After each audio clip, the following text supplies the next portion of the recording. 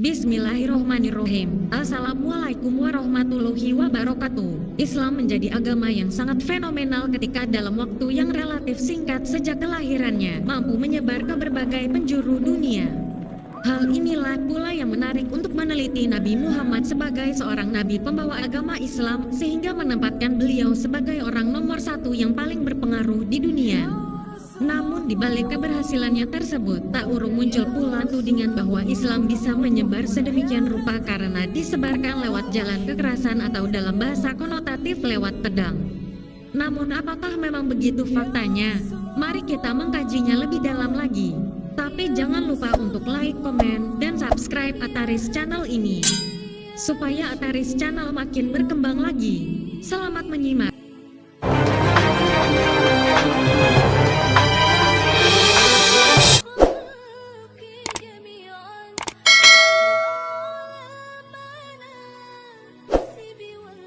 Perluasan Islam keluar Jazirah Arab.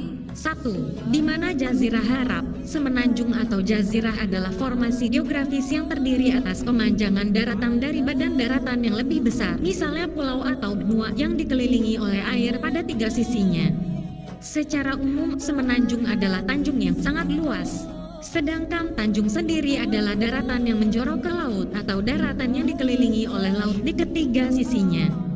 Jazirah Arab adalah sebuah jazirah semenanjung besar di Asia Barat Daya pada persimpangan Afrika dan Asia.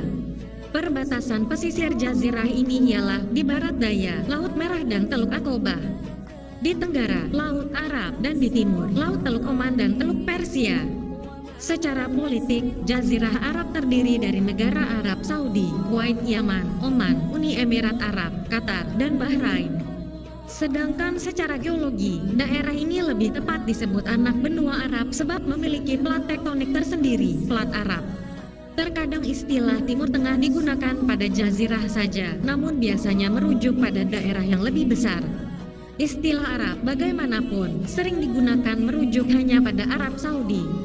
Di waktu lain istilah Arab bisa berarti seluruh dunia Arab, terbentang dari Maroko di barat sampai Oman di timur. 2. Usaha ekspansi Islam keluar Jazirah Arab.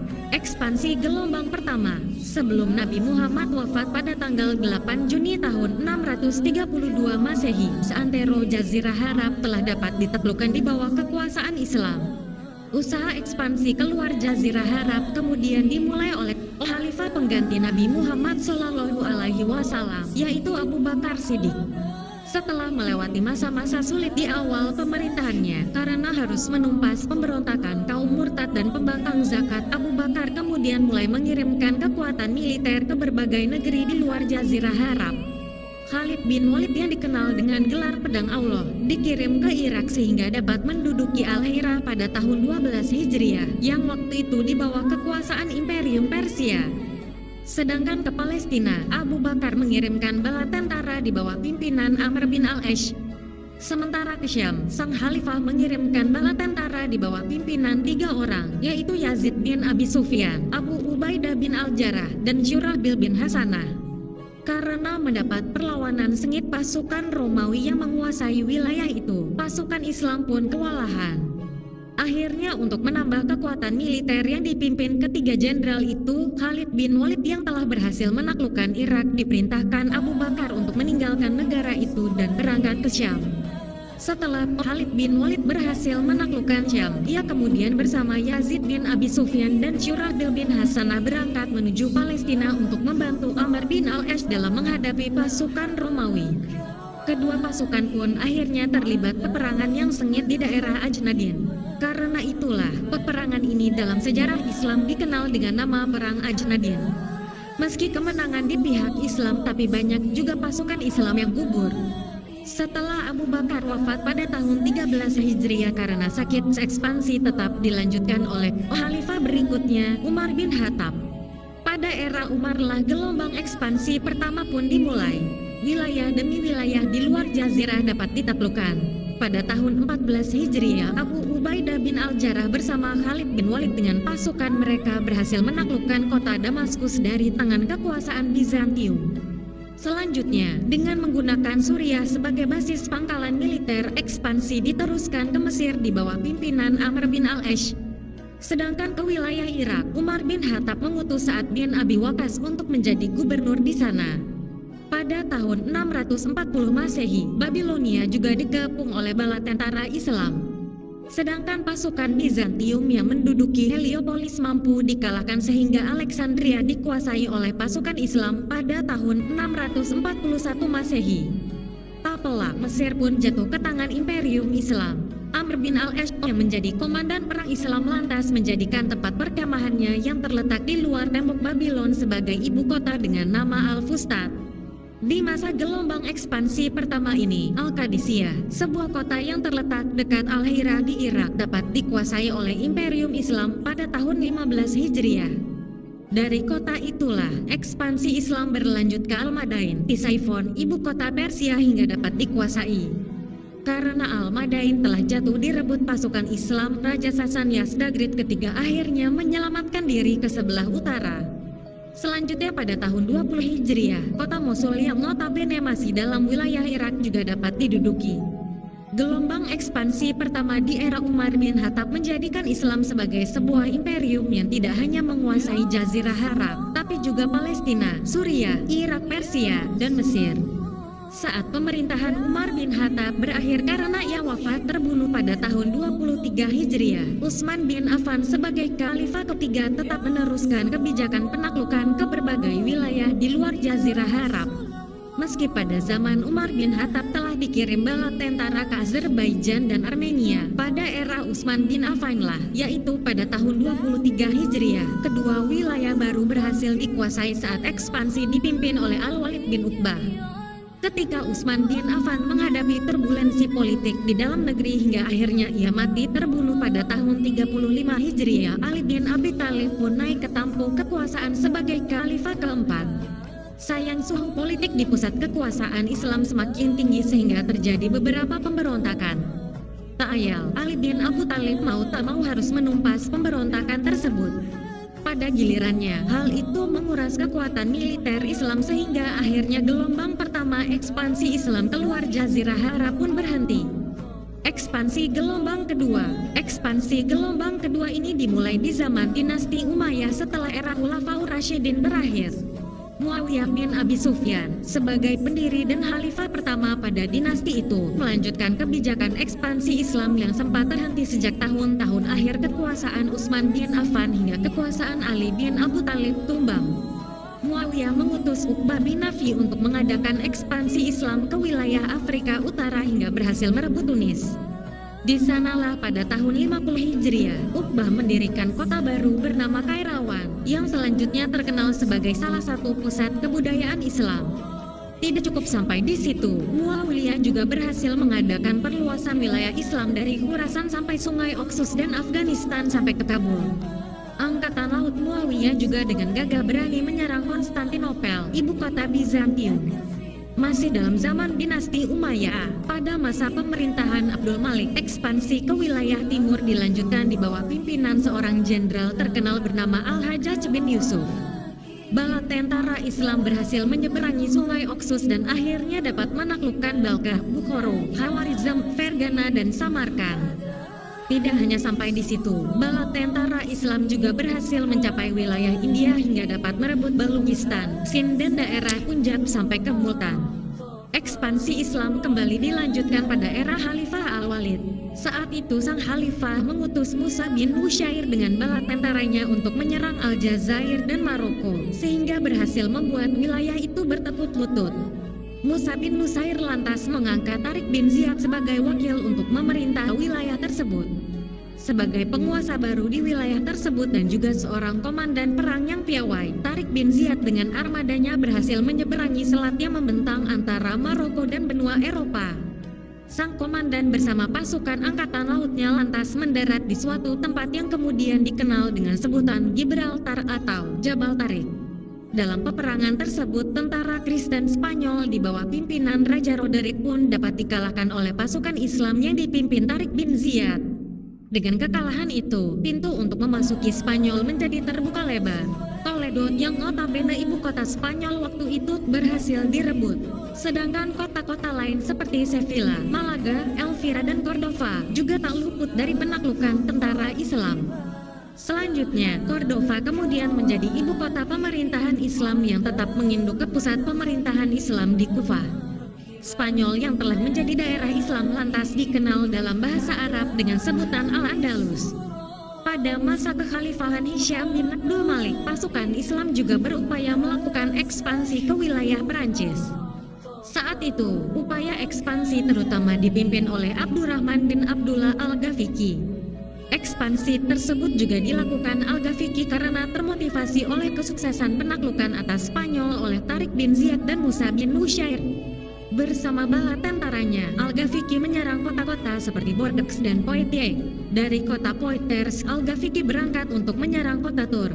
Tetapi dalam perjalanan itu antara kedua kota itu, ia bisa ditahan oleh Charles Martel. Ekspansi ke Perancis pun gagal. Al-Ghafiqi bersama pasukannya akhirnya mundur kembali ke Spanyol. Meski sempat gagal karena ditahan Charles Martel, pasukan Islam tetap berupaya menyerang beberapa wilayah di Perancis, seperti Avignon dan Lyon pada tahun 743 Masehi. Pada zaman dinasti Umayyah pula, pulau-pulau yang terdapat di Laut Tengah, Majorca, Korsika, Sardinia, Orete, Rhodes, Cyprus dan sebagian Sicilia juga berhasil ditaklukkan oleh Imperium Islam. Ekspansi yang dilakukan dinasti Umayyah inilah yang membuat Islam menjadi imperium besar pada zaman itu.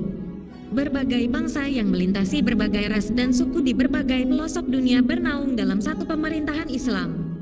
Benarkah Islam disebarkan melalui pedang? Tuduhan bahwa Islam disebarkan melalui pedang memang sudah lama dihembuskan oleh terutama para orientalis sejak dulu hingga sekarang. Tuduhan itu didasarkan Islam diantaranya pada fakta sejarah, banyaknya terjadi ekspansi militer yang dilakukan kekuatan Islam ke seluruh pelosok dunia, sejak zaman Nabi Muhammad hingga era Kesultanan Utsmani. Di samping itu, ajaran Islam sendiri banyak yang mengemukakan konsep jihad yang sering diartikan semata-mata sebagai peperangan. Dalam Al-Quran sendiri, terdapat beberapa ayat perang yang sangat mungkin menimbulkan misinterpretasi jika dimaknai secara parsial dan terpisah dari konteksnya. Pada dasarnya, para penguasa Islam yang menduduki sebuah negeri tidaklah memaksa rakyatnya untuk memeluk agama Islam. Dalam proses penaklukan sebuah negeri oleh penguasa Islam, ada dua opsi yang ditawarkan kepada rakyat yang ditaklukkan. Pertama, mereka bersedia masuk Islam dengan sukarela sehingga mereka berhak mendapat perlindungan.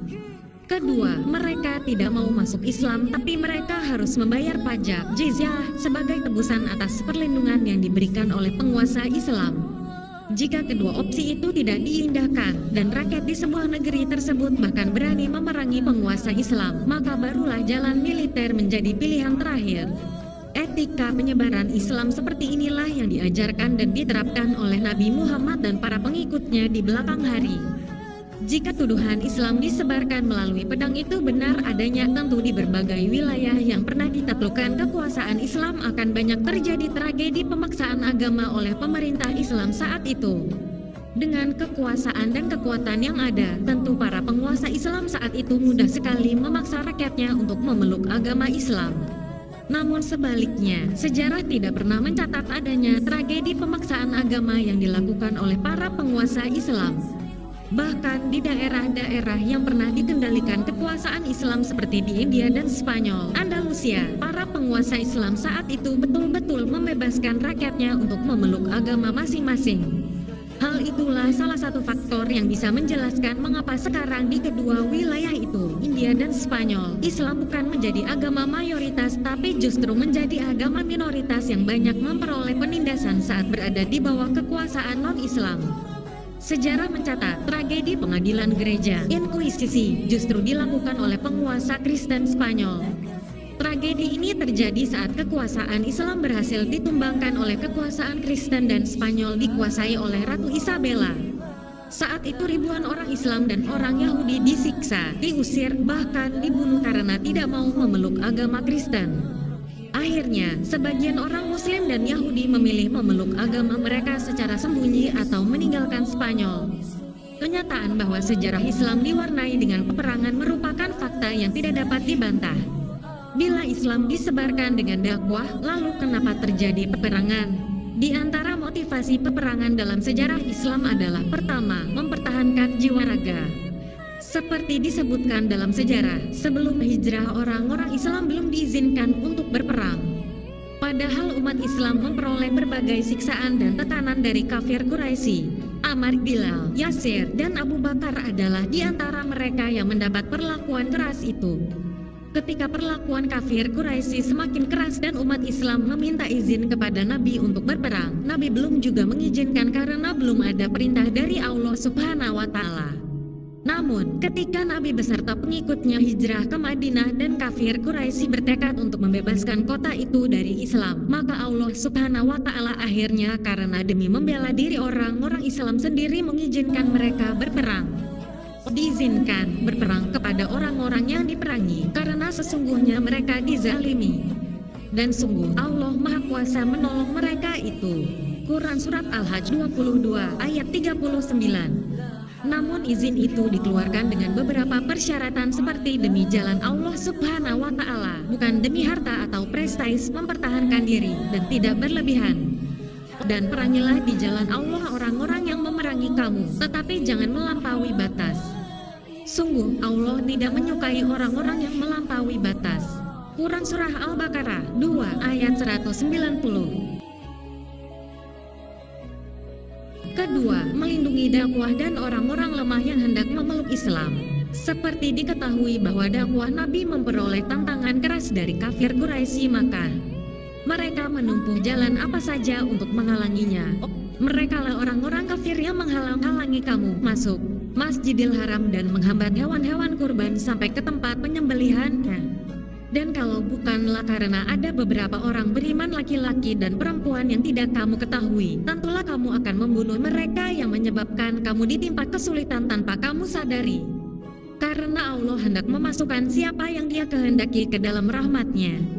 Sekiranya mereka terpisah, tentu kami akan mengazab orang-orang yang kafir di antara mereka dengan azab yang pedih.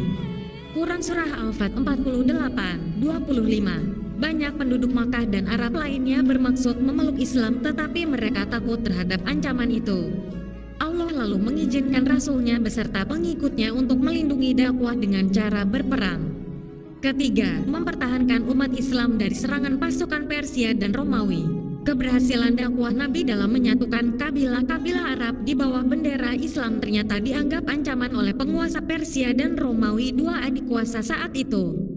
Itu sebabnya mereka mengumumkan perang dengan umat Islam. Tahun 629 Masehi, Nabi mengutus satu kelompok berjumlah 15 orang ke perbatasan Timur Ardan untuk berdakwah. Tetapi semuanya dibunuh atas perintah penguasa Romawi. Pada tahun 627 Masehi, Farwah bin Umar al-Juzami, gubernur Romawi di Yaman, memeluk Islam. Untuk itu, ia mengutus Mas'ud bin Sa'ad al-Juzami menghadap Nabi untuk menyampaikan hadiah. Ketika berita itu sampai ke telinga orang-orang Romawi, mereka memaksa Farwah untuk keluar dari Islam, tetapi paksaan itu ditolaknya. Akibatnya, ia dipenjara dan akhirnya disalib. Atas alasan itu dan demi melindungi umat Islam dari serangan-serangan Romawi dan Persia berikutnya, Nabi kemudian mengumumkan perang. Adalah tidak terbantahkan bahwa Islam membolehkan peperangan sebagaimana yang diungkapkan pada Quran Surah Al-Hajj 22 ayat 39 di atas. Namun hal itu tidaklah berarti bahwa Islam disebarkan lewat pedang sebagaimana yang telah diuraikan di atas. Islam tetaplah agama rasional yang menghendaki umatnya untuk bersikap realistis ketika keberadaan mereka terancam. Adalah tidak rasional jika Islam tidak membolehkan umatnya untuk berperang, padahal misalnya mereka diserang bertubi-tubi seperti yang terjadi di Bosnia, Palestina, Afghanistan, dan lain-lain. Meski demikian, dalam lintasan sejarah memang juga tampaknya beberapa ekspansi umat Islam terutama setelah lewat Khulafaur Rasyidin, terdapat motif duniawi, yaitu perluasan kekuasaan selain motif dakwah. Hal ini tampak pada kasus Turki Utsmani yang bahkan bekerja sama dengan Perancis, Inggris, dan Belanda yang non-Islam untuk menaklukkan Habsburg di tengah dan selatan Eropa. Di samping itu, sebagaimana galibnya politik dan kekuasaan, intrik dan pengkhianatan juga mewarnai perjalanan pemerintahan-pemerintahan Islam. Kudeta disertai dengan pembunuhan juga menodai perjalanan kekuasaan Islam. Hal inilah pula yang tampaknya membuat pemerintahan-pemerintahan Islam akhirnya tumbang satu demi satu. Wallahu a'lam bishawab.